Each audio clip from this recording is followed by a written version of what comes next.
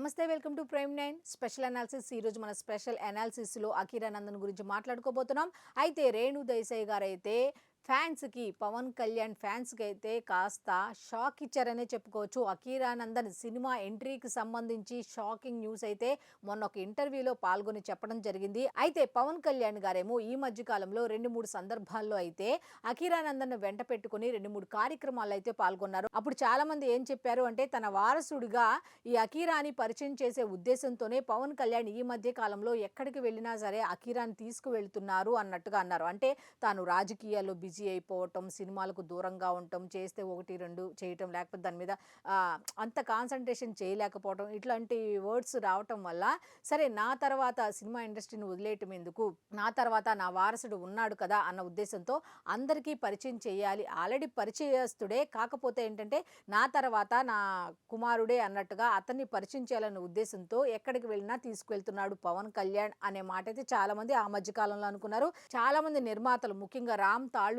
కూడా సినిమా ఏదో చేయబోతున్నారు, కొన్ని కోట్లు ఖర్చు పెట్టబోతున్నారు అఖీరా నందన్ ఎంట్రీ కోసం అని రకరకాల రూమర్స్ ఇలా వచ్చాయి. అయితే వీటన్నిటిని ఖండిస్తూ రేణు దేశాయ్ గారు అయితే ఒక షాకింగ్ కామెంట్ చేశారు.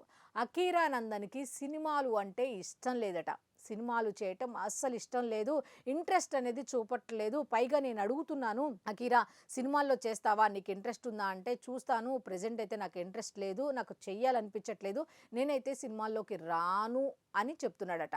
మరి ఇంకొక విషయం ఏంటంటే ఆవిడేం చెప్తున్నారు, చిన్నపిల్లాడు కదా తెలియక అలా చెప్తున్నాడులే. ఒక రకంగా చెప్పాలంటే తాను సినిమాల్లో కనుక వస్తే నేనే, ఆల్రెడీ గత వీడియోలో కూడా చెప్పారు ఆవిడ, గత ఇంటర్వ్యూలో కూడా, నేనే బ్యాండ్ బజాయించి మరి అందరికీ చెప్తాను మా అఖీరా సినిమాల్లోకి వస్తున్నాడా హో అని చెప్పారు.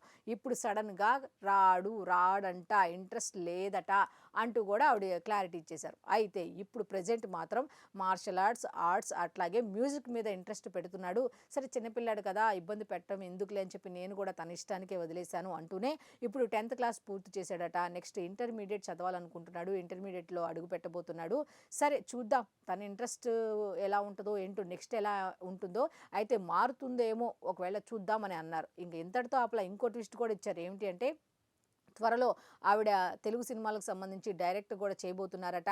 అయితే మీకు గనక నిజంగా ఖచ్చితంగా అవకాశం గనక వచ్చింది అనుకోండి, ఎవరితో చేస్తారో అని అడిగిన ప్రశ్నకి ఆవిడ ఏం ఆన్సర్ ఇచ్చారంటే, కొత్త వాళ్ళతో అయితేనే చేస్తాను నేను అని అన్నారు. అయితే కొత్త వాళ్ళు అనగానే మీ అఖీరాతో చేస్తారా అన్న ప్రశ్న ఉత్పన్నం అవగానే ఖచ్చితంగా మా అఖీరా ఒప్పుకుంటే ఖచ్చితంగా చేస్తాను, అసలు ఇంట్రెస్టే లేదంటున్నాడు, ఇంకా నాతో చేస్తాడంటారా అన్నట్టుగా కూడా ఫన్నీగా మాట్లాడారు.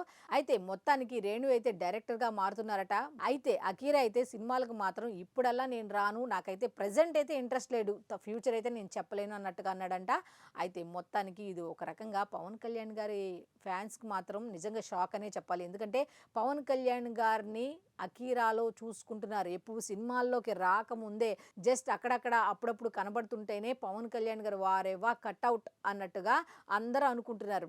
మరి పవర్ స్టార్ వారసుడు కాబట్టి, మరి ఇటువంటి టైంలో రేణు గారు ఇటువంటి షాక్స్ ఇచ్చారు కాబట్టి చూద్దాం ఫ్యూచర్లో ఏమన్నా అఖీరా నందన్ ఆలోచన మారుతుందా, లేకపోతే పవన్ కళ్యాణ్ గారు ఏమైనా నచ్చచెప్పే ప్రయత్నం చేస్తారా, లేకపోతే రేణు దేశాయ్ గారే ఈసారి కూడా ఇనిషియేటివ్ తీసుకొని అఖీరా ప్లీజ్ చెయ్యి అంటారా, లేకపోతే ఇవన్నీ పక్కన పెట్టి అఖీరాకే మనస్సు చేంజ్ అయ్యి నేను చేస్తాను ముందుకు వస్తాడని తెలియాలంటే మనం కూడా కొన్ని రోజులు ఆగాల్సిందే. సో చూశారు కదా, ఇది ఈనాటి స్పెషల్ అనాలిసిస్. మళ్ళీ రేపటి అనాలిసిస్లో కలుద్దాం. అంతవరకు సెలవు, నమస్కారం.